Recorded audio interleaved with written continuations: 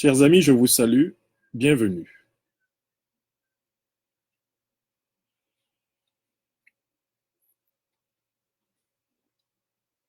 Je vous souhaite le bonsoir.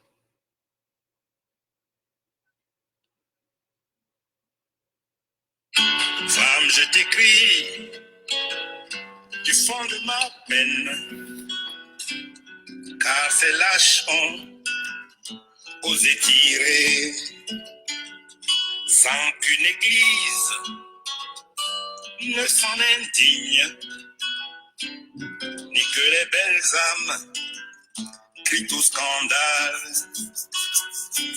ignorant que leur balle sur toi. Une seule question ce soir. Le président élu du peuple camerounais, son Excellence Maurice Kamto, vient d'annoncer sa décision au nom de son parti et son appel au peuple camerounais au boycott des élections législatives et municipales du 9 février 2020. La question qui se pose est la suivante. L'appel du président Maurice Kamto au boycott des législatives de février 2020 au Cameroun est-il justifié? Si cette question vous intéresse, je vous invite à partager avec tous vos amis la présente vidéoconférence.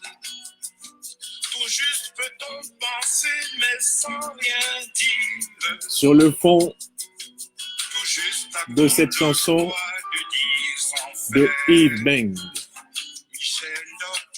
pour Michel Ndoki et pour tous ceux qui se sont engagés à la défense de la liberté, de la dignité, de l'état de droit au Cameroun.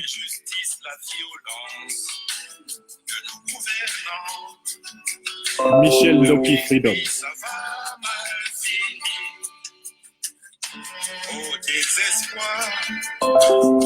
Ces frères anglophones, ils ont répondu par les armes, par la prison. Ils veulent endiguer les marches d'hommes, maman, démocratie, sans savoir que bientôt naîtra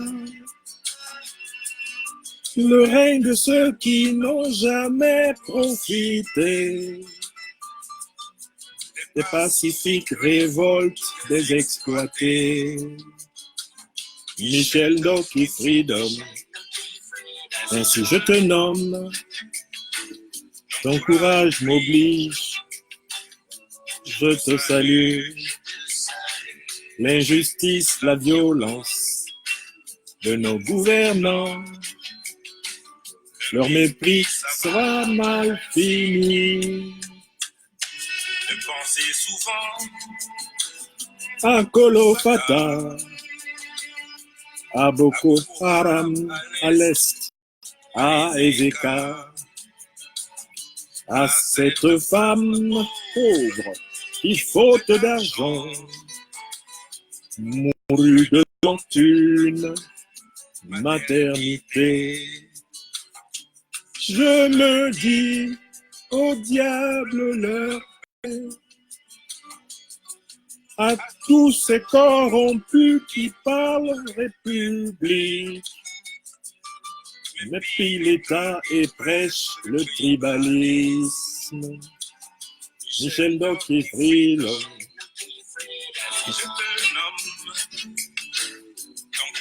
M'oblige, je te salue.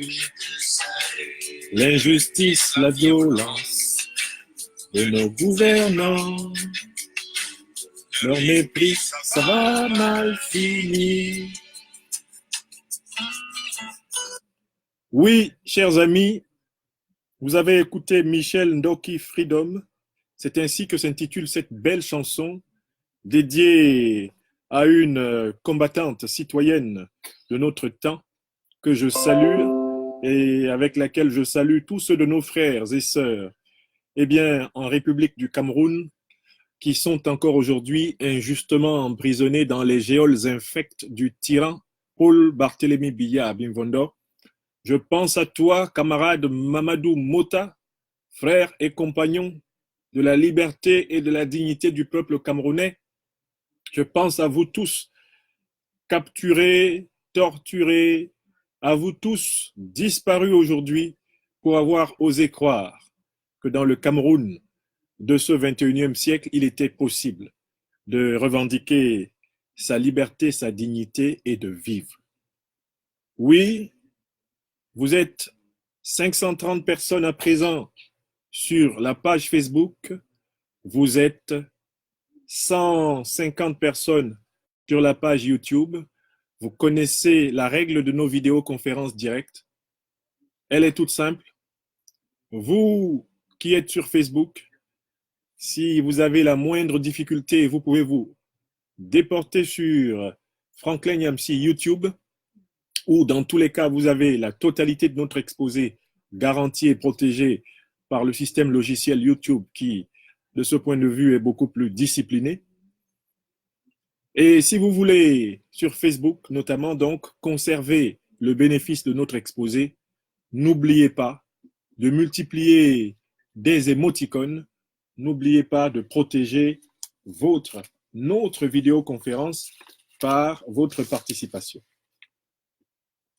Je rappelle une dernière fois l'objet de notre conversation du jour. L'objet de notre conversation du jour a déjà été circonscrit. C'est de répondre à une question sans doute brûlante sur beaucoup de lèvres aujourd'hui. Cette question est d'autant plus brûlante que c'est une question ardente. Permettez-moi de maintenir la source d'énergie, chers amis, qui commençait à tarir. Je vais juste bien brancher cette machine. Voilà, c'est fait. Eh bien, la question qui se pose donc très clairement à nous aujourd'hui, la question qui nous pend au nez est la suivante. L'appel lancé par le président Maurice Kamto au boycott des législatives du 9 février 2020 au Cameroun est-il justifié? Je commencerai par analyser le contexte dans lequel cette question se pose avant de répondre à cette question en deux étapes. D'abord, pourquoi le président Maurice Kamto, président élu du peuple camerounais le 7 octobre 2018, qui est récemment sorti d'une incarcération arbitraire le 5 octobre passé, pourquoi avait-il préalablement engagé son parti et appelé les Camerounais à participer aux législatives et aux municipales? Je répondrai à cette question en première partie. Et dans la deuxième partie, je m'intéresserai à la compréhension des raisons pour lesquelles le président Maurice Kamto appelle aujourd'hui au boycott des élections législatives et municipales de février 2020. Et enfin, dans une troisième partie, je dirai la position que, en mon âme et conscience et à partir de ma propre analyse, je soutiens, et je dirai pourquoi je soutiens cette position. Cela fera donc bien trois parties à notre exposé. Commençons. D'abord, il faut rappeler assez rapidement que pour ma part, avant l'élection présidentielle du 7 octobre 2018, j'avais produit suffisamment de textes pour dire que j'aurais souhaité que toute l'opposition camerounaise se regroupât en un front commun pour boycotter cette élection. Pourquoi? Parce que les conditions dans lesquelles l'organe électoral et l'ECAM a été mis en place, le mode de fonctionnement de cet organe électoral était de nature à me convaincre que le résultat de cette élection ne serait jamais celui qui exprime véritablement la volonté du peuple souverain du Cameroun. Je faisais partie des théoriciens du boycott de l'élection présidentielle du 7 octobre 2018. Mais la politique n'est pas une science exacte. J'ai observé que le principal candidat de l'opposition, le professeur Maurice Kamto et son parti, eux ont choisi, malgré ces conditions terribles, d'aller au chaudron de la confrontation avec M. Paul Barthélémy Biya le 7 octobre 2018. Je précise que j'avais indiqué à tous ceux qui étaient candidats à cette élection qu'elle finirait mal parce que M. Biya, comme il l'a toujours fait depuis 1982, truquerait, bien sûr, la compétition pour se maintenir indûment au pouvoir et qu'il chercherait à se légitimer par le fait même de la participation de l'opposition. J'ai eu raison, mais je n'ai eu raison qu'à moitié, car en réalité, le président Maurice Kamto et son parti et ses alliés ont démontré en participant à cette élection qu'une élection pouvait être l'occasion de faire mûrir la contradiction nationale. Avec le recul du temps, il est très clair qu'ils ont eu raison de participer à cette élection parce que leur participation à cette élection a été l'occasion pour le président Maurice Kamto de démontrer la vacuité, la laideur, la hideur, l'inhumanité du système électoral camerounais et du régime qui est à la tête du Cameroun.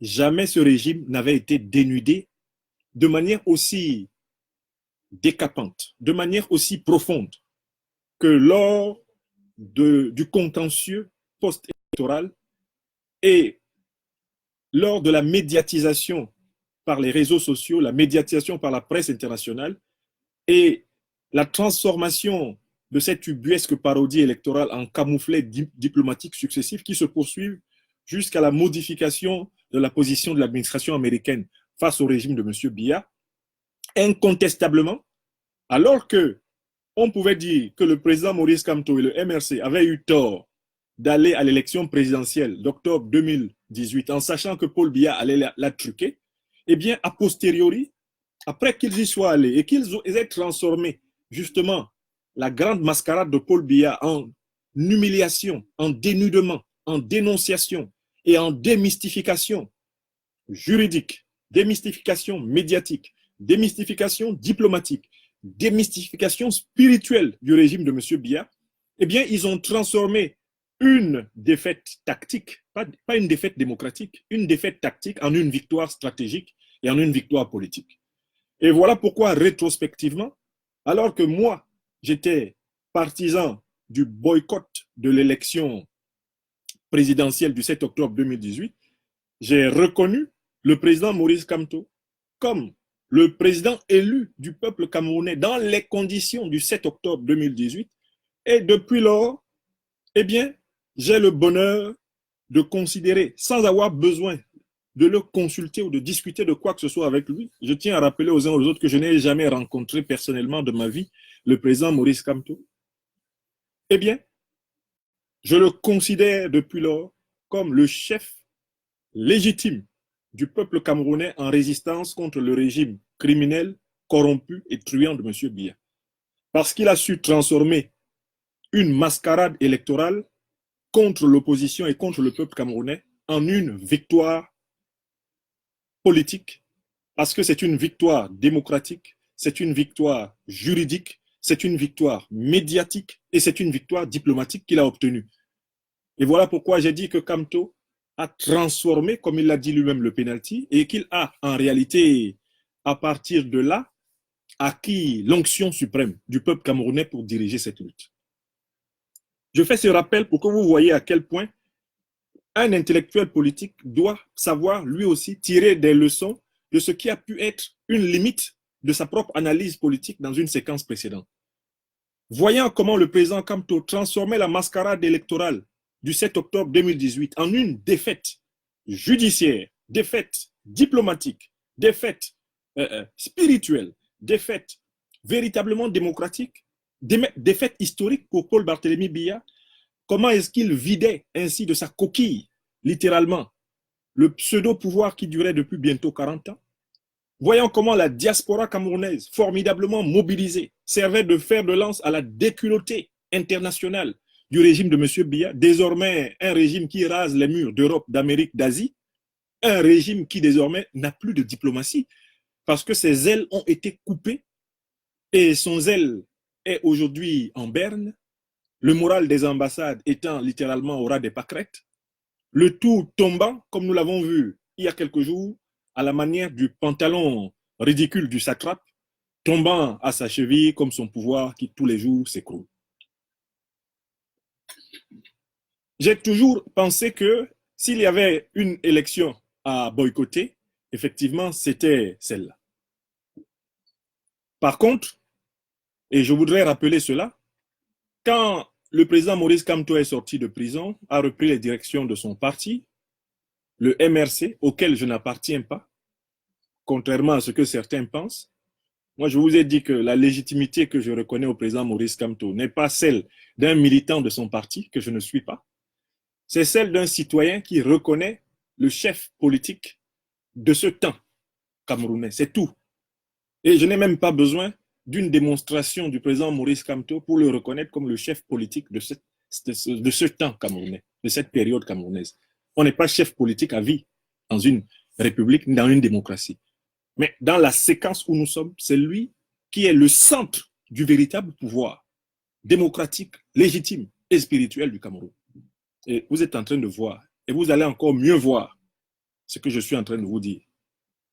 Quand je disais ça, cela passait pour une fanfaronnade. Vous allez mieux voir ce que je suis en train de vous dire. On a Gossiam. We all, we Gossiam. Nous tous, on va voir ce qu'il y a dans cette affaire-là.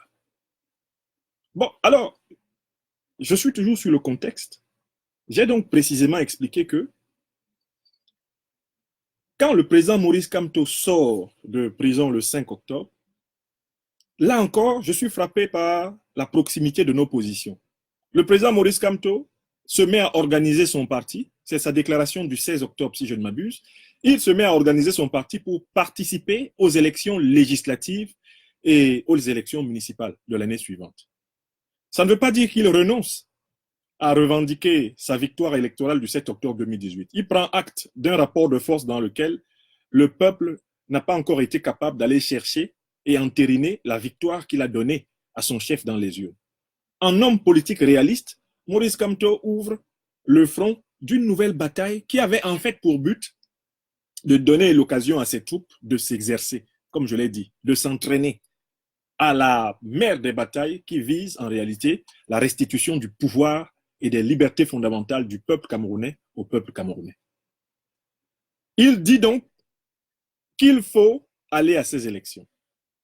Certains se mettent à penser qu'il a trahi. Je suis des premiers à dire le président Maurice Kamto a raison de dire qu'il faut aller aux élections législatives et aux élections municipales. Et je l'ai même dit avant qu'il faut y aller. Pourquoi? Parce que nous avons affaire à un régime tellement cynique, méchant et pervers qu'il ne faut pas se payer le luxe de laisser ce régime confisquer toutes les positions de pouvoir sur le territoire national.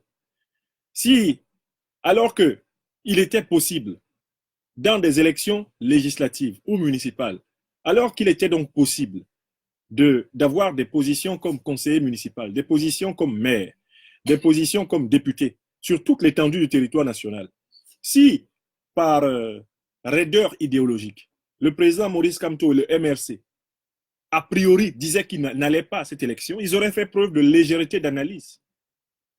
Un régime comme celui-ci se combat dans toute la mesure du possible, in and out. J'avais dit qu'il fallait mettre deux fers au feu. Il fallait prendre toutes les positions possibles à l'intérieur de l'appareil d'État et il fallait continuer la bataille de la récupération de la souveraineté populaire dans la rue. Il fallait se battre dedans et se battre dehors. De ce point de vue, je n'ai pas été surpris d'avoir la même analyse que le président Maurice Kamto. Mais voilà donc le contexte dans lequel le président Maurice Kamto engage son parti et il fait d'ailleurs un appel à l'ensemble de la population du Cameroun en disant tous ceux qui souhaitent avoir des investitures sous le couvert du MRC je leur demande de porter leur candidature, de nous adresser leur candidature.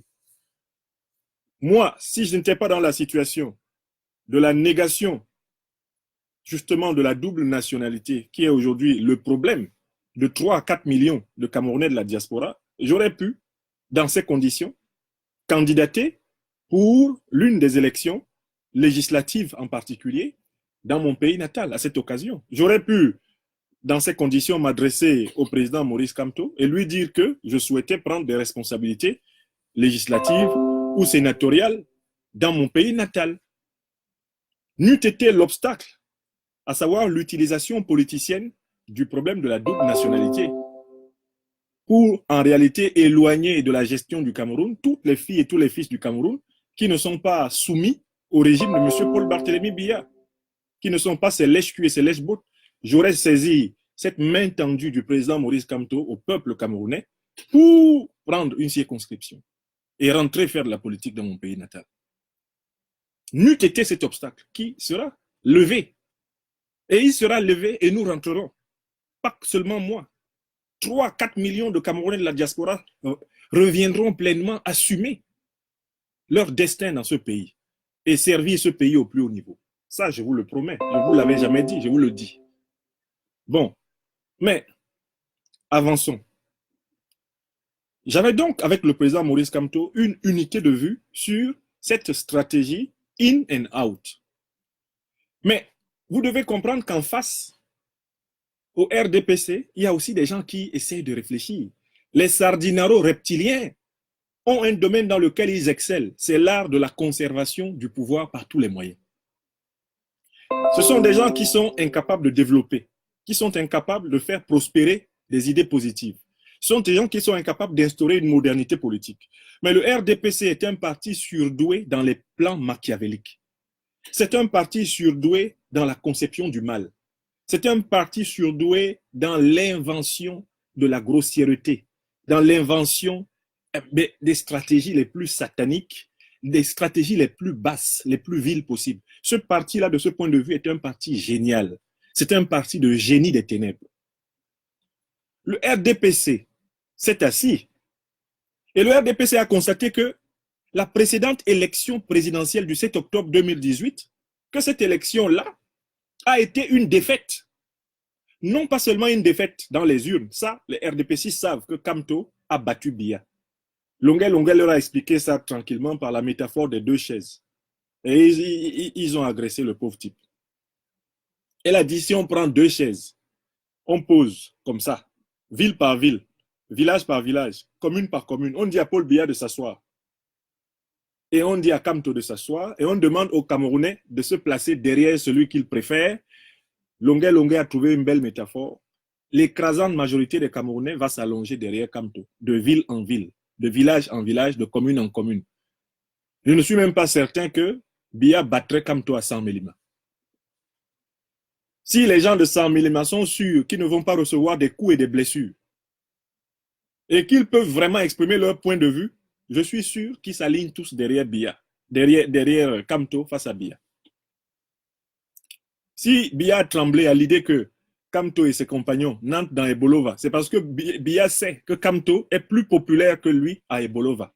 Je recommence. Si Biya a tremblé à l'idée que Kamto entre à Ebolova pour faire un meeting, c'est parce que Biya sait que Kamto est plus populaire que lui à Ebolova. Et que la soi-disant fidélité Betty Boulou l'a quitté depuis longtemps. D'ailleurs, combien de Betty Boulou sont en prison alors qu'ils ont moins volé que Paul Biya? Même parmi eux, les voleurs, il y a des gens qui sont frustrés par l'injustice du grand voleur. Paul Biya est le plus grand voleur issu du pays Betty Boulou. Et c'est lui qui emprisonne tous les petits voleurs qui se sont juste exercés dans l'art patronal, l'art du satrape lui-même. Donc, il a des ennemis parmi les bons et il a des ennemis parmi les méchants. Et même les méchants issus du pays Betty Boulou là détestent Paul Biya. Parce que Paul Biya est le grand méchant qui aime faire passer les petits méchants pour des plus méchants que lui, le grand méchant. Je recommence. Même les méchants issus du pays Betty Boulou détestent Paul Biya. Parce que Paul Biya est un grand méchant qui aime faire passer des petits méchants pour des plus méchants que lui, le méchant des méchants. Donc, il faut que je vous amène là, chers amis, dans le disque dur du RDPC. Le disque dur de ce parti sardinaro-reptilien issu de la tradition coloniale, qui est en fait une forme réorganisée de l'ancienne UNC, une forme réorganisée de l'ancienne UC, une forme réorganisée de l'ancienne antenne coloniale des soi-disant grands Camerounais, c'est-à-dire en fait les Blancs français du Cameroun, qui ont sélectionné ces individus reptiliens pour soumettre tout un peuple à la fin des années 50. Toute la bande là, Okala, Mbida, Aïdjo, Bia, a été présélectionnée parce qu'elle avait accepté de brader les richesses du Cameroun en échange de l'élimination garantie et gratuite du leadership indépendantiste et du broyage de pratiquement 1 million de vies camerounaises entre 1955 et 1971. Oui, ce sont ces gens-là. Alors, ils ont observé que Maurice Kamto les a battus dans les urnes. Mais ça, ce n'était pas la première fois qu'un opposant les batte. Frundi les avait battus en 92. Ça, ils étaient habitués. Mais ils avaient réussi à surmonter la défaite dans les urnes face à Frundi. Alors que Maurice Kamto a réussi à transformer la défaite de Biya dans les urnes en une quadruple déculottée juridique devant la Cour suprême du Cameroun, déculottée médiatique dans tous les réseaux sociaux, dans tous les médias. On sait que Biya n'est pas un président légitime et légal. Kamto a réussi ça. Le peuple camerounais s'est mobilisé, et notamment à travers les réseaux sociaux et sa puissante diaspora. Il a complètement détrôné Biya. La marque déposée de Paul Biya a été déchiquetée partout sur la terre. Biya, qui se présentait pour 999, a été révélé comme un 666.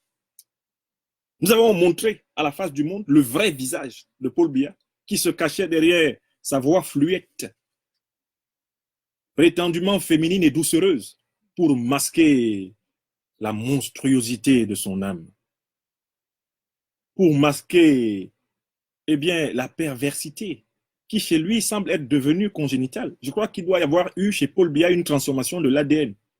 Son ADN a muté, c'est un mutant. Et donc, ils ont analysé le 7 octobre et ils ont vu que Kamto les a battus judiciairement, démocratiquement dans les urnes, médiatiquement, et même que Kamto a derrière lui presque 100% de la diaspora camerounaise. Et sur le terrain, largement plus de 60 à 70% du peuple camerounais. Et donc, ils ont dit, le problème avec Kamto, c'est qu'il ne faut pas qu'il soit candidat. Si nous avions su que c'est comme ça que Kamto allait faire, nous ne l'aurions pas laissé être candidat. Si nous avions su que c'est comme ça que Kamto allait faire, nous ne l'aurions pas laissé être candidat en 2018. Parce que c'est parce que Kamto a été candidat qu'il nous a fait ce qu'il nous a fait. Je vous le dis, ce sont ces conclusions-là qu'ils ont prises. Quand ils ont appris que Maurice Kamto lançait le MRC et appelait les Camerounais à le rejoindre massivement pour aller aux élections législatives, eux, ils ont compris que même s'ils truquent les élections législatives, mais si Kamto place ses candidats partout, si Maurice Kamto réussit à placer des candidats pour son organisation partout, la démonstration de la tricherie du RDPC sera encore plus immense. Elle aura des conséquences locales plus concrètes encore que la démonstration du 7 octobre 2018. On a donc Yami Faye. Tout un foyer. Mettez bien ça dans vos oreilles parce que la politique est un art qui demande la patience analytique. Si vous voulez comprendre, il faut vous calmer et puis vous regardez bien. Le RDPC, je recommence, a bien compris ceci. Avec Kamto et tous ceux qui vont avec lui, l'erreur à ne pas commettre, c'est de les laisser participer. L'erreur que nous avons commise en octobre 2018, c'est d'avoir laissé participer Kamto. Nous pensions que c'était un petit ministre ici, il a démissionné pour des histoires d'humeur, il est parti, il ne représente plus rien dans le pays, on va l'écraser, lui-même il ne peut même pas faire 10%, même si on ne truque pas. C'est ça, c'est sur la base de cette sous-estimation du président Maurice Kamto que Biya a laissé Kamto être candidat. Et il pensait même que, comme ça a été son ancien ministre, il va l'appeler dans la nuit. Monsieur Kamto, j'ai demandé au service de mettre à votre disposition une petite enveloppe de 100 milliards pour votre parti et pour vos propres besoins. Vous savez, le pays nous appartient à nous tous. Donc, il faut laisser l'affaire de j'ai gagné les élections, tout ça. On va vous faire un score acceptable. On peut vous mettre même 20% pour vous donner de la crédibilité. Et puis, bon, au niveau des législatives municipales, on va s'arranger aussi. Hein, il y a pas de... Paul Biya pensait que c'est comme ça qu'il allait appeler Kamto. Il allait raconter sa vie à Kamto et Kamto allait accepter. Quand Kamto a dit Babou, Tere, Hopeta, Hopalo, je n'accepte pas. Meto. Je veux que ce que les Camerounais ont choisi là, c'est ce que tu dois respecter. Parce que le Cameroun ne vous appartient pas, M. Biya. Quand Kamto a dit ça, c'était trop tard. Biya ne savait pas que c'est ce que Kamto allait faire. Comme on voit Kamto là, c'est un intellectuel, il est derrière ses lunettes, il a lu les gros livres. Les gens ne mesurent pas que le type là, il calcule bien. Il est allé doucement. On se moquait de lui. Paul Biya n'a même pas fait campagne. Il a fait un seul meeting de campagne. Il est allé à Maroua et puis il a dormi. Il est rentré prendre ses massages à la maison. En sachant que, Kamto, est-ce que c'est quelqu'un? Chantou, laisse-moi ça. Est-ce que Kamto c'est quelqu'un? On va le battre. Voilà donc que ils ont laissé Kamto être candidat. Kamto a été candidat. Kamto les a battus. Ils ont proclamé qu'ils ont battu Kamto. Kamto les a encore fait battre à cause de cette proclamation indue. Battre. Et la bastonnade continue jusqu'aujourd'hui. Il n'y a pas un mois qui passe sans que le régime de Biya ne reçoive des coups de chicotte. C'est comme si c'était organisé. Dieu a décidé de punir ce régime. Chaque semaine, chaque mois, le régime reçoit un tomahawk. Chaque semaine et chaque mois, le régime reçoit un tomahawk depuis le coup que Kamto leur a mis. Kamto a donné un, et puis Dieu s'est mis à centupler, à décupler, à multipler, à milliardupler, si vous me permettez le néologisme, les coups reçus par le régime de Biya. Le tout se traduisant par des éléments symboliques importants, comme le pantalon qui est tombé. On a déjà des éléments vidéo qui montrent très bien comment sa femme court pour attraper ce qui reste de lui. Alors que les dieux, les génies invisibles du Cameroun l'ont déjà lâché. Paul Biya est tombé sur tous les plans. Je vous le dis, vous voyez là une loque humaine vide de tout pouvoir. Il est tombé en 2018, Paul Biya. Il est tombé et il ne s'en est pas relevé. Et il ne s'en relèvera pas. Mais son parti s'est réuni autour de lui et ils ont constaté que, et j'insiste sur cette idée, il faut que vous compreniez ça. Parce qu'après, les autres points de la conférence, on va aller vite. Les conclusions vont être faciles. Ils ont compris qu'avec Kamto aussi, il faut tout faire pour qu'il ne soit pas candidat. Si on avait su, Kamto n'aurait pas été candidat, on aurait inventé n'importe quelle histoire. L'affaire qu'on disait que Kamto a détourné l'argent d'un cabinet d'avocats, on allait aggraver ça. On allait inventer même des faux témoins. Ils allaient accuser Kamto, on allait le jeter en prison même pour ça, pour qu'il ne soit pas candidat, si on savait. Donc voilà le même Kamto qui ressort de prison. Et la première idée qu'il a, c'est qu'il veut participer. Mais quand Kamto a dit qu'il veut participer aux élections, les gars ont tremblé. Ils ont pissé dans leur froc. Au Kamto, encore le MRC de Kamto, et puis il est en train d'appeler tous les Camerounais, venez, on va participer. En réalité, ça là, si tous les Camerounais écoutent Kamto et participent aux élections, est-ce qu'on sera capable de réprimer? Parce que là, la participation aux élections, là, si on essaye donc de truquer, la grève générale, les manifestations générales vont éclater partout en même temps. Parce que Kamto a appelé à manifester le 26 janvier et on savait où Kamto était. Et on sait que les élections présidentielles, symboliquement, c'est à Yaoundé.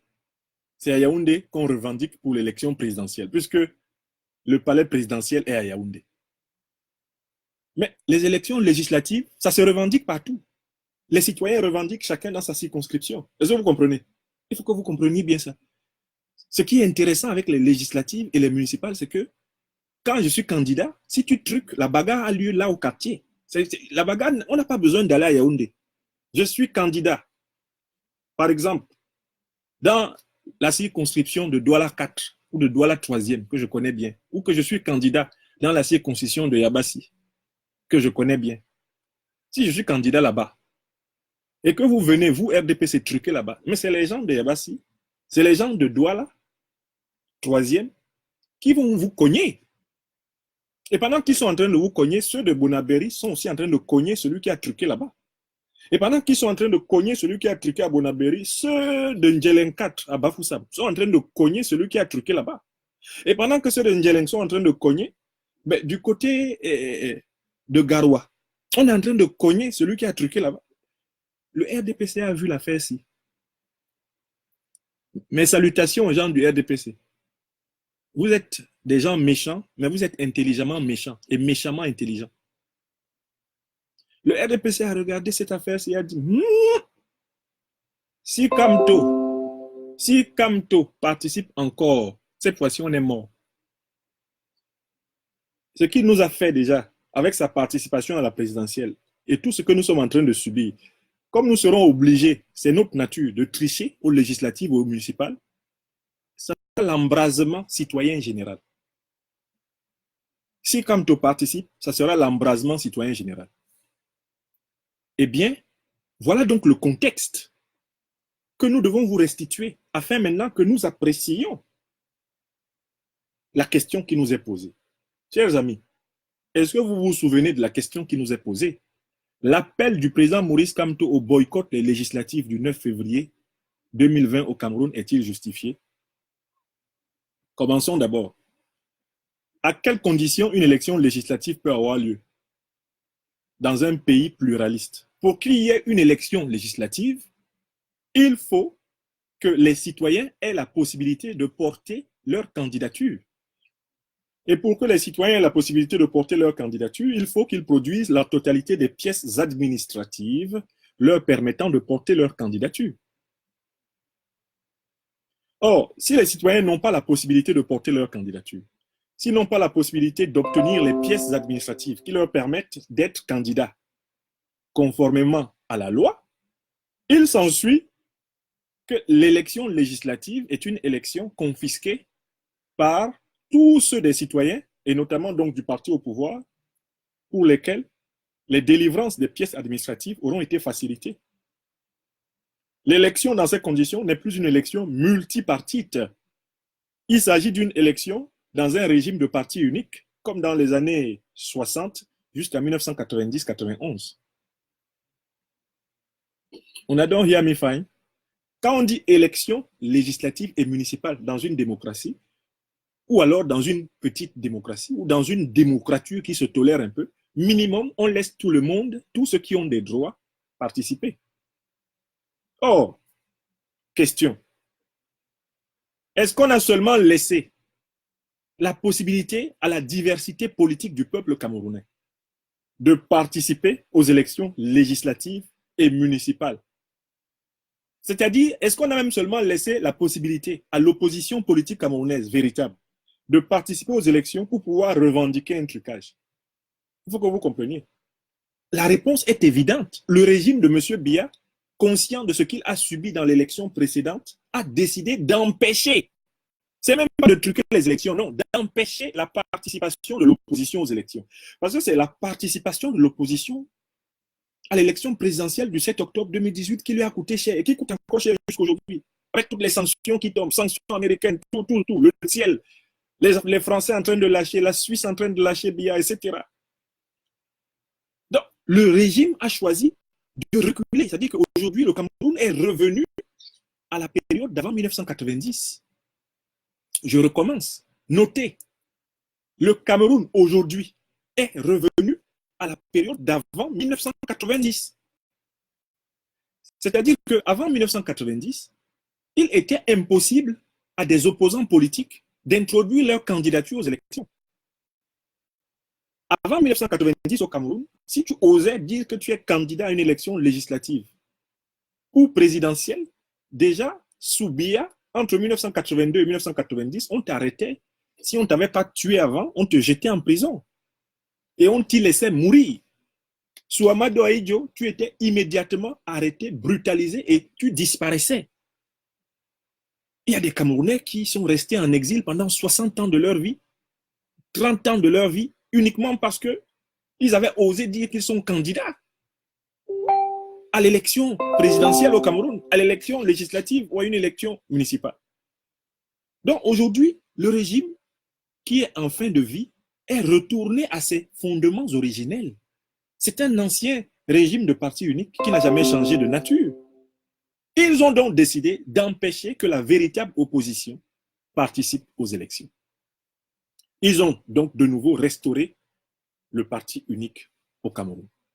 Est-ce que la démonstration est claire pour tout le monde? Si ce que je dis là est faux, vous me dites, vous argumentez, je lirai vos commentaires.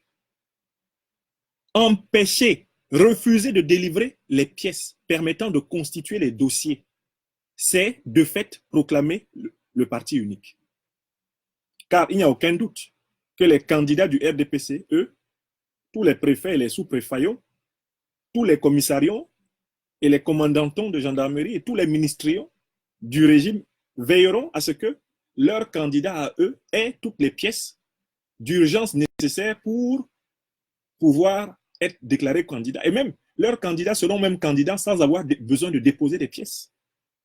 Puisque le RDPC est un parti État, est un parti administratif, ils peuvent décréter qu'ils ont reçu toutes les pièces de quelqu'un alors qu'ils n'ont rien reçu. Au Cameroun, c'est banal. Ils peuvent décréter que quelqu'un est candidat sans même qu'ils aient une seule photocopie de sa pièce d'identité. Puisque dans ce pays, il est arrivé qu'on nomme des gens qui sont morts. On nomme au Cameroun des morts. Il y a même des morts qui continuent de percevoir leur salaire avec signature tous les mois. La même administration note que quelqu'un est mort et la même administration continue de lui verser son salaire. Le Cameroun, c'est ça. C'est le pays où il y a la résurrection des morts. Donc, il faut que vous compreniez bien la séquence. Le régime a donc choisi d'acculer l'opposition à sortir complètement du système politique. Parce que le régime a compris que la méthode de la lutte pacifique du président Maurice Kamto consiste à aller au bout du jeu démocratique interne pour mieux montrer effectivement les limites du régime et en même temps faire mûrir la conscience politique des citoyens afin que ceux-ci s'engagent davantage pour le changement. Alors, ils ont compris que février 2020 devait être un grand exercice national de liberté. Avec cet appel à la candidature ouvert sur le peuple, Maurice Kamto couvrait tout le territoire national et pouvait ainsi surgir de partout au Cameroun des contestations à la mascarade électorale qu'ils étaient en train de préparer. Voilà pourquoi la stratégie a été donc d'empêcher le parti du président Maurice Kamto et globalement tous les véritables partis d'opposition de constituer des candidatures. Donc, écoutez, vous voulez participer à une élection, malgré les conditions terribles qui règnent, malgré le code électoral tordu qui règne. On ne vous autorise même pas à participer. Quelle est la conséquence que vous devez en tirer? Parce qu'il ne faut même pas monter et descendre ici. Vous voulez participer, malgré les difficultés, mais on vous interdit de participer. En même temps, on maintient qu'on va tenir une élection. Alors que vous saviez qu'en participant, les gens en face allaient truquer, mais que justement, la masse populaire allait être beaucoup plus conscientisée et allait participer de manière plus active à la lutte contre la tricherie. Et que ce serait une épreuve démocratique, l'occasion pour le peuple camerounais de prendre ses responsabilités sur le plan local, sur le plan des circonscriptions législatives. L'opposition avait pour intention de constituer les élections législatives et municipales en un grand exercice de liberté étendu sur tout le territoire national. Les Camerounais étaient ainsi en train d'être préparés à dire « on va voir comment vous allez voler l'élection ici ».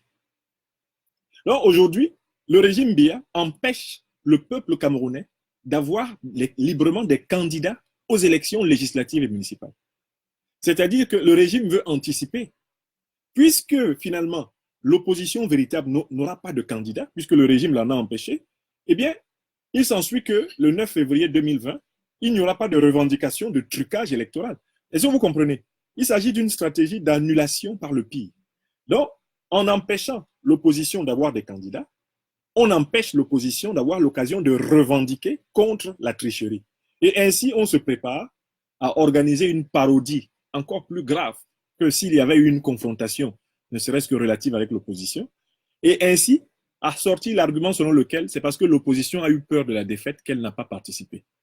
Or, l'erreur qu'ils commettent, c'est que nous sommes à l'époque des réseaux sociaux, de la communication médiatique mondiale, et que dès qu'ils ont commencé à empêcher les candidats de l'opposition de remplir les conditions pour candidater, dès qu'ils ont commencé à faire des blocages de papiers administratifs, dès que les sous-préfayons, les commandantons, les préfayons, les gouvernarions, les ministrions de Biya se sont mis à fuir leur bureau pour ne pas délivrer les papiers dus aux citoyens camerounais, le monde entier l'a su.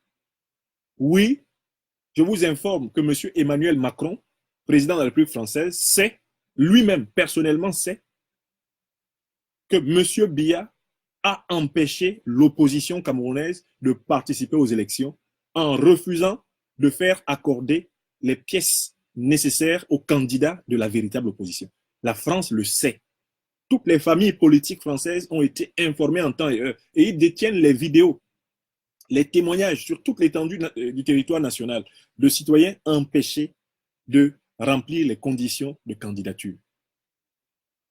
La puissance américaine a été informée à la seconde près et elle le sait. L'Union africaine le sait. Le monde entier le sait. Et voilà la différence avec hier. Hier, cela restait dans les petits coins de Yaoundé. Ça restait une affaire comme ça, vraiment une affaire entre deux villes, peut-être même une affaire de 2 semaines dans le pays. Eh bien, le monde entier sait que c'est parce qu'il n'a même pas la possibilité de revendiquer une tricherie que le chef de l'opposition a été amené à exprimer une nouvelle position. Alors, je vous ai donné suffisamment d'éléments d'appréciation. Vous êtes 500 personnes sur YouTube, 1400 personnes sur Facebook. Vous êtes 2000 personnes et j'espère que vous partagez cette conférence. C'est important de partager pour que l'éclairage bénéficie au plus grand nombre possible. Dès lors que l'opposition ne peut pas participer, la question que nous avons à traiter dans cette conférence mérite maintenant d'être posée et je sens que vous êtes capable d'y répondre sans que je ne vous le dise. L'appel du président Maurice Kamto au boycott des législatives du 9 février 2020 au Cameroun est-il justifié? Ma réponse est sans ambiguïté, oui. Le président Maurice Kamto a cinq raisons incontestables d'appeler au boycott de ces élections législatives et municipales du 9 février 2020. Je dis bien 5 raisons. Pour ceux qui ont des calepins, notez bien, parce que quand les gens vont commencer à vous fatiguer quelque part, vous sortez les 5 raisons et vous leur dites que vous attendez les objections. Tant qu'il n'y a pas d'objection à ces 5 raisons, que les gens se taisent. L'action nous appelle du côté du boycott. Et nous pouvons prévenir toutes les autorités consulaires camerounaises que le boycott aura lieu partout. Il n'aura pas lieu seulement sur le territoire national, il aura bien lieu partout. Le boycott n'aura pas seulement lieu au Cameroun, il aura lieu partout. On va boycotter. Première raison, le boycott est légitime parce que les élections législatives et municipales viennent d'être confisquées par le parti au pouvoir qui a empêché les candidats de l'opposition politique de constituer les dossiers leur permettant d'être éligibles. Ça, c'est la première raison. Celui qui discute de ça, vous lui donnez les preuves, les articles de presse, les témoignages, les vidéos de tous les empêchements administratifs qui ont été faits. Nous, on ne discute plus. Nous appliquons une pédagogie de type empirique. C'est-à-dire que quand vous discutez beaucoup, nous, on vous sort les preuves. On pose les preuves et les preuves parlent. Ça, c'est la première raison. Deuxième raison, et c'est une raison très importante, le président Maurice Kamto l'a évoqué. La guerre civile fait rage au Cameroun anglophone. Le Cameroun anglophone n'est pas encore de retour dans la paix, dans la sérénité, parce que le régime Biya, il sème une terreur sans nom. Il y a massacré des milliers de nos frères et sœurs. Et ce massacre continue.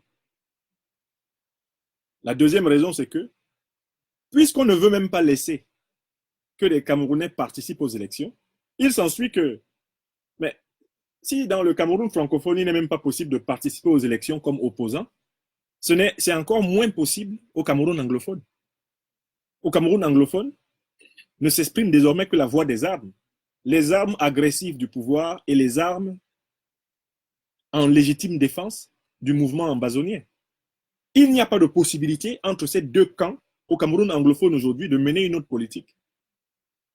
Parce que celui qui se met entre deux belligérants qui se tirent dessus, c'est lui qui prend les balles perdues.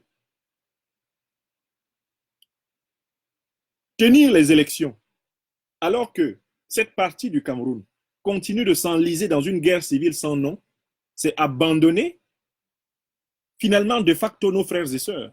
Alors que s'il y avait eu la possibilité pour l'opposition de participer à ces élections, justement, il y aurait eu un leadership de l'opposition à l'intérieur du Sénat, à l'intérieur de l'Assemblée nationale, à l'extérieur des mairies, pour appeler à une résolution pacifique du problème anglophone. Mais on n'a même pas la possibilité d'avoir un leadership dans les institutions pour argumenter pour une solution pacifique. Par conséquent, se croiser les bras et attendre que les élections se déroulent comme le pouvoir le veut, c'est de fait entériner la partition du Cameroun. Or, avec le président Maurice Kamto, nous sommes anti-sécessionnistes. Nous sommes contre tous les sécessionnistes. Nous sommes contre le sécessionnisme anglophone. Ça ne date pas d'aujourd'hui. Nous sommes contre le sécessionnisme du Sud, entretenu par le RDPC de Paul Biya. Nous sommes contre le sécessionnisme du Nord, défendu par de nombreuses élites,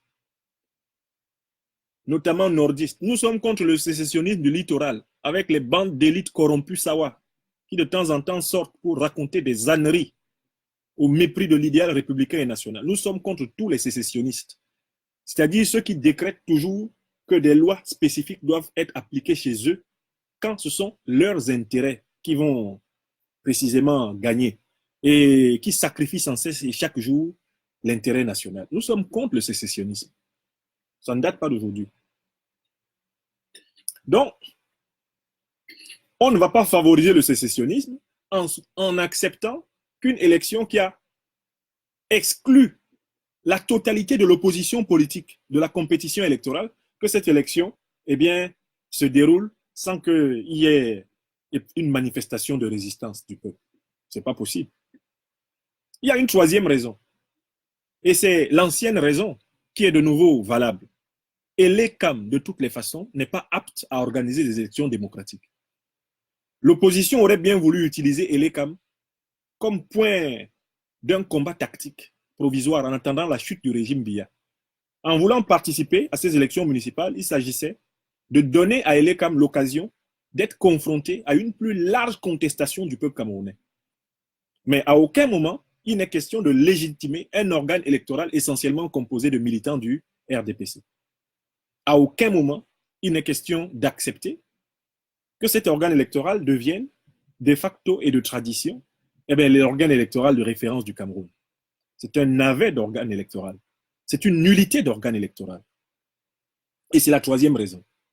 Il n'y a pas d'organe électoral indépendant au Cameroun. Cette élection est donc, dans ces conditions-là, a priori encore plus impossible que celle du 7 octobre 2018. Mais il y a une quatrième raison. Il y a une quatrième raison. Et c'est une raison qui pèse son pesant d'or. C'est que le rapport de force diplomatique est en train de basculer décisivement contre le régime Biya. Les positions de l'Union européenne et les positions des États-Unis d'Amérique sont en train de déterminer, à la veille de la prise de la présidence du Conseil de sécurité des Nations unies par les États-Unis d'Amérique, ces positions sont en train de faire basculer complètement l'équilibre diplomatique international au détriment du régime Biya. Le boycott est d'autant plus légitime qu'il faut peser de tout son poids en vue de la chute du régime. Je viens de donner la 4e raison pour laquelle il faut boycotter. Il faut boycotter parce que le régime est au plus mal. Puisqu'il ne veut même pas laisser qu'on conteste ces trucages électoraux, puisqu'il ne veut même pas qu'on soit candidat aux élections législatives et municipales dans notre pays natal, puisqu'il exclut les Camerounais, ne serait-ce que de son semblant de jeu politique. Les Camerounais se rassemblent donc plus largement et se dressent face au régime, dont ils vont activement continuer à rechercher la chute. Une chute qui, dès lors que l'opposition devient une opposition extra-parlementaire, extra-sénatoriale, extra-municipale, une chute qui va s'obtenir par le rapport de force de 1 contre 100 et avec le soutien de tous les alliés du peuple camerounais. Je recommence. À partir du moment où le régime décide de sortir l'opposition du jeu politique en refusant que les candidats de l'opposition soient éligibles aux élections législatives et municipales, l'opposition se rassemble donc désormais en dehors du système. Et puisqu'elle est en dehors du système, elle est obligée de combattre avec les moyens hors système. Et puisqu'elle est obligée de combattre avec les moyens hors système, elle est obligée de prendre toutes les alliances favorables afin de mettre fin à l'iniquité régnante. On rejette l'opposition hors du système politique, on obtient ainsi par conséquent une résistance extérieure au système politique qui va prendre toutes les formes. En rejetant l'opposition hors du système politique, le régime prend le risque d'obtenir une résistance qui va prendre toutes les formes. Bien sûr, le piège que le régime veut tendre au président Maurice Kamto, c'est comme d'habitude d'essayer de l'associer à une affaire d'insurrection armée. Mais c'est mal connaître le président Maurice Kamto. Maurice Kamto a dit et répète que lui, il ne va pas mener de lutte armée et qu'il n'a jamais prévu de mener une lutte armée pour accéder au pouvoir. Cela n'est pas la nature réformiste dont il se revendique. Mais est-ce que c'est le président Maurice Kamto qui décide du droit de légitime défense du peuple camerounais? Est-ce que c'est le président Maurice Kamto qui peut te dire, si les gens viennent dans ta maison pour te tuer, qu'il ne faut pas te défendre? Est-ce que c'est le travail du président d'expliquer aux Camerounais que quand on s'attaque à leur vie, quand on s'attaque à leur survie, ils doivent se défendre? Ce n'est pas son travail. Que chacun consulte son âme et conscience. Quelle dictature au monde est tombée sans que les citoyens, sur tous les plans, résistent? Quelle dictature est tombée sans que les citoyens prennent conscience de la polyphonie des moyens de résistance? Le président Kamto reste dans son couloir. La résistance pacifique, parce qu'il est conscient que 100 contre 1, 100 Camerounais civils contre un homme armé, eh bien, obtiennent la pacification de l'homme armé, qui n'ose pas tirer parce qu'il sait que tirer, c'est se suicider. Maurice Kamto parie pour la mobilisation populaire, la mobilisation citoyenne. Il veut que le peuple camerounais soit acteur de sa propre libération. Mais est-ce que Maurice Kamto est le maître de toutes les forces civiles et paraciviles de la société camerounaise qui se rassemblent aujourd'hui de mieux en mieux contre Biya? Est-ce que M. Maurice Kamto n'est pas comptable de toutes les forces en action dans le terrain camerounais? Or, cette décision de rejet des candidats du MRC, des candidats de l'opposition véritable hors du système politique, elle va contribuer de près ou de loin à faire converger toutes les forces extérieures au régime. Et ça, c'est le 5e facteur important. Quand on a affaire à un régime qui est en train de faire l'unanimité contre lui, on ne joue plus son jeu. Même d'un point de vue tactique, on ne joue plus son jeu. On se met hors et en face et on utilise les moyens de son couloir pendant que d'autres utilisent les moyens de leur couloir. Je recommence. Quand on fait face à un régime qui refuse à l'opposition pacifique de participer aux confrontations électorales qui sont l'occasion pour l'opposition de fourbir la résistance citoyenne non violente, quand on refuse cela, on provoque de fait un regroupement magmatique des forces de l'opposition à l'extérieur du système politique.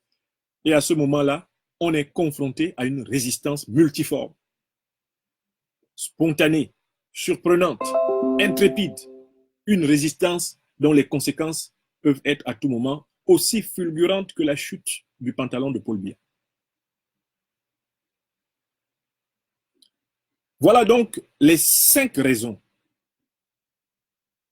qui m'amènent à vous demander de considérer avec moi que la décision du président Maurice Kamto de boycotter, lui, son parti et le peuple camerounais qu'il a appelé l'élection législative et municipale du 9 février 2020 est une décision juste. C'est une décision légitime. C'est une décision absolument fondamentale. Nous appelions à participer aux élections sous la condition que les candidats qui remplissent les conditions y participent. Nous n'appelions pas à participer aux élections législatives et municipales sous la condition qu'on empêche d'abord les candidats d'y participer et que par la suite, on dise quand même parce qu'on a participé dans 2 ou 3 circonscriptions qu'on y a participé. Non, non, non.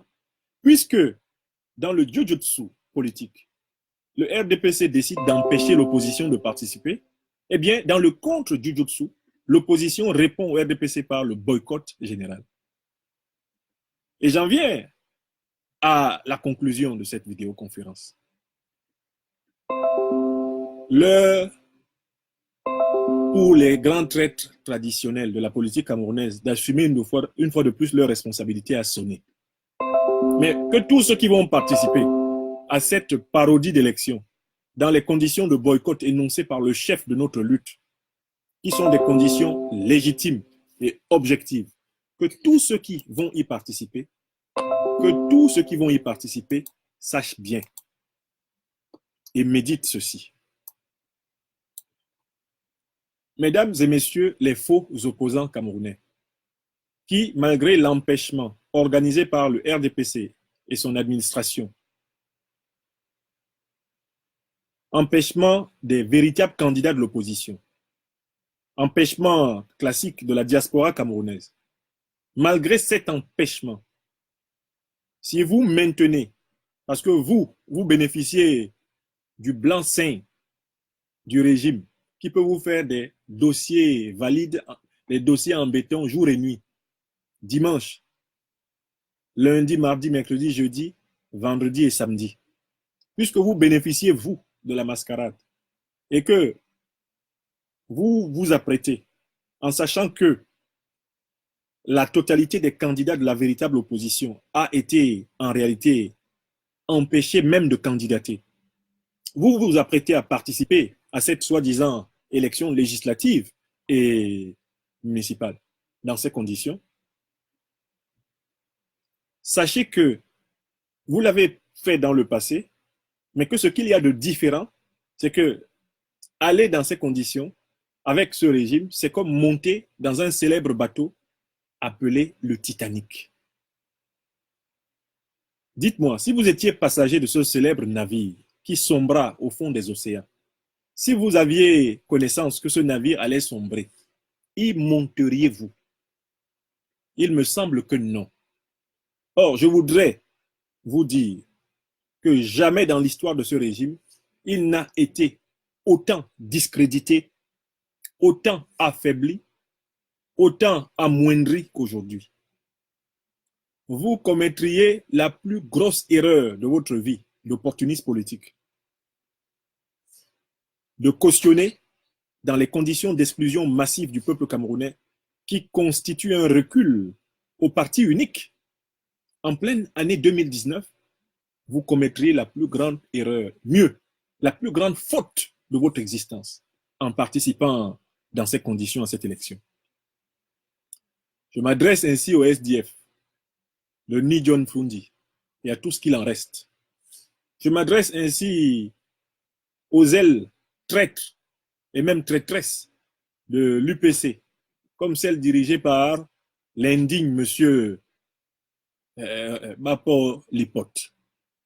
Je m'adresse ainsi au parti Univers de mon jeune frère Cabral Libi, ou en tout cas à son organisation politique.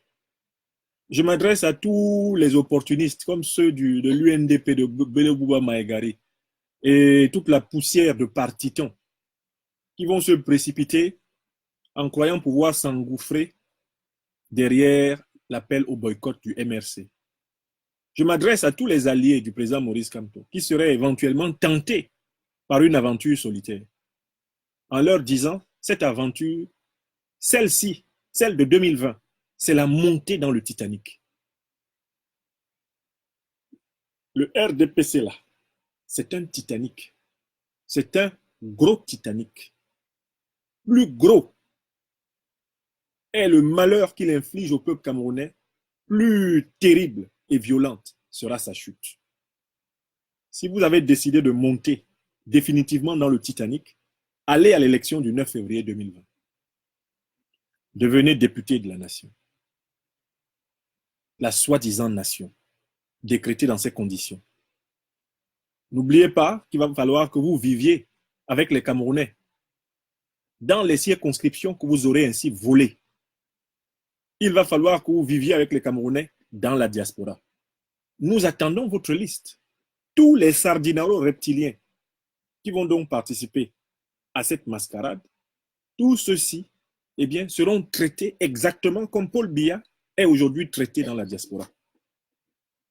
Le peuple camerounais est en train d'être formé à traiter tous ceux qui le méprisent et tous ceux qui méprisent ses droits, comme maintenant Paul Barthélémy Biya, le chef de la satrapie, est lui-même traité.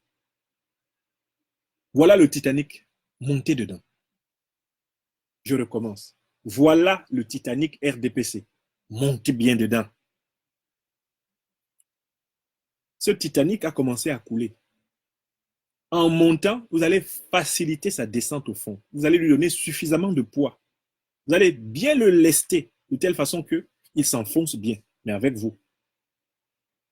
Car pour notre part, nous documentons vos actes. Nous documentons vos mouvements. Nous documentons vos glissements. Nous documentons vos trahisons. Nous documentons votre lâcheté. Oui, le boycott de la de la non-élection législative et municipale du 9 février 2020 est plus qu'urgent, légitime. Et le grand exercice de liberté qui aura lieu ce jour-là est celui du boycott. Non pas parce que le président Maurice Kamto voulait boycotter au départ, mais précisément parce qu'il est empêché de participer. Le MRC est empêché de participer. La véritable opposition camerounaise est empêchée de participer. Nous, fils du Cameroun, de la diaspora, sommes empêchés de participer. Mais quand on est empêché de participer, c'est parce qu'on veut nous empêcher de revendiquer un trucage électoral. Eh bien, nous replions donc dans la position des exclus. Les exclus, qu'est-ce qu'ils font? Ils résistent de l'extérieur et ils boycottent le système jusqu'à ce que le système s'écroule. Paul Biya a choisi le terrain du combat parce qu'il croit que sur le terrain de la violence, il a un avantage. Mais il n'a peut-être pas bien entendu le conseil que lui a donné le sous-secrétaire américain aux affaires africaines, Tibor Nadi. Tibor Nadi a dit, les conseillers de Paul Biya n'arrêtent pas de lui mentir en lui disant qu'il va obtenir une victoire militaire contre le peuple camerounais. La vérité est qu'il n'y aura pas de victoire militaire. Eh bien, il n'y aura pas de victoire militaire au Cameroun anglophone. C'est ce que dit Tibor Nadi. Mais implicitement, Tibor Nadi parle pour tous les Camerounais. Paul Biya ne soumettra pas les Camerounais ad infinitum. Le régime de Biya ne disposera pas de la liberté et de la dignité des Camerounais ad infinitum. Nous travaillons à pouvoir soulever par la dignité intérieure notre peuple contre ce régime et à obtenir que le peuple camerounais se libère lui-même et non qu'il soit libéré par de pseudo-libérateurs qui s'empresseraient à le conduire dans un nouvel esclavage. Comprenez-vous? Nous travaillons à rendre le peuple camerounais acteur de sa propre émancipation, car les véritables libertés sont celles qu'on conquiert par soi-même. Et ne croyez pas que nous nous décourageons. Nous ne nous décourageons pas. C'est notre mode de vie dans le monde. Nous n'avons jamais été des esclaves. Nous n'avons jamais accepté d'être des esclaves. Matin, midi et soir, c'est comme ça que nous sommes. jusqu'au soir et à la fin de nos vies. Et nous voulons qu'il y ait des millions de Camerounais qui aient ce mental-là. Un mental d'homme libre. L'action du président Kamto est donc une action pédagogique. Et c'est une réponse à la tactique et à la stratégie du régime qui a tiré toutes les leçons, comme je vous l'ai montré, de sa défaite précédente. Vous avez compris? C'est parce qu'il a été défait le 7 octobre 2018 que le régime a compris que Maurice Kamto, il faut l'empêcher de participer. Et comme il est empêché de participer, que fait Maurice Kamto? Mais il regroupe ses forces hors du système pour affronter le système. Et le peuple camerounais, dans son génie polyphonique et diversifié, doit prendre ses responsabilités, chacun dans son couloir. Chacun dans son couloir. Et c'est cette convergence qui va produire le changement au bénéfice du peuple. S'il n'y a pas une convergence suffisante, le changement se produira quand même, mais au détriment du peuple camerounais. Après Biya, on aura un nouveau Biya, c'est-à-dire en réalité un nouveau dictateur, peu importe comment il va s'appeler. Cela nous pend au nez au Cameroun. Si nous, peuple camerounais, citoyens camerounais de l'intérieur de la diaspora, ne participons pas à la libération du pays de la dictature succédera à la dictature. Nous passerons d'un esclavage à un autre, d'une soumission à une autre, d'une misère à une plus grande misère. Et cela s'appelle la responsabilité historique. Chers amis, c'était là notre premier direct de la soirée. Nous répondrons plus tard à des émissions de télévision qui nous sollicitent. Je vous remercie de bien vouloir partager ce direct. Vous avez été par moment 1700 personnes sur Facebook. Vous avez été plus de 500, 600 personnes sur YouTube. Nous étions donc à plus de 2000 personnes. Vive le président Maurice Kamto, président élu du peuple camerounais, chef de la résistance de notre peuple. Vive l'opposition camerounaise en lutte. Nous reviendrons plus tard pour théoriser les actions à mener le jour du boycott, le 9 février 2020. Et d'ores et déjà, nous entrons tous au laboratoire pour le maximum d'innovation dans ce boycott. Il faut que ce boycott soit créateur, que ce soit un boycott actif, que ce soit un boycott opérationnel, que ce soit un boycott historique. Et pour cela, nous devons être au laboratoire dès ce soir, ensemble. C'est tout l'art d'être libre. Vive le peuple camerounais résistant. Vive tous ceux qui ne courbent pas les chines. Vive tous ceux qui savent qu'il ne faut pas monter dans le Titanic RDPC, dans le Titanic Biya. Il ne faut pas suivre le régime de la pantalonnade. Merci à tous. Et je vous recommande à nouveau cette belle chanson, Michel Ndoki Freedom, de Yves Beng, que vous pouvez retrouver aisément sur YouTube. Le règne de ceux qui n'ont jamais profité des pacifiques révoltes des exploités. Michel Ndoki Freedom, ainsi je te nomme, ton courage m'oblige, je te salue. L'injustice, la violence de nos gouvernants, leur mépris, ça va mal finir. De penser souvent À Kolo Fata, à Boko Haram, à l'Est, à Ezeka, à cette femme, il faut peu d'argent, mourut devant une maternité. Je me dis au diable leur paix, à tous ces corrompus qui parlent république. mais puis l'État et prêche le tribalisme. Chernobyl Freedom, si je te nomme, ton courage m'oblige, je te salue. L'injustice, la violence de nos gouvernants, leur mépris va mal finir. Merci. Bonne soirée, chers amis.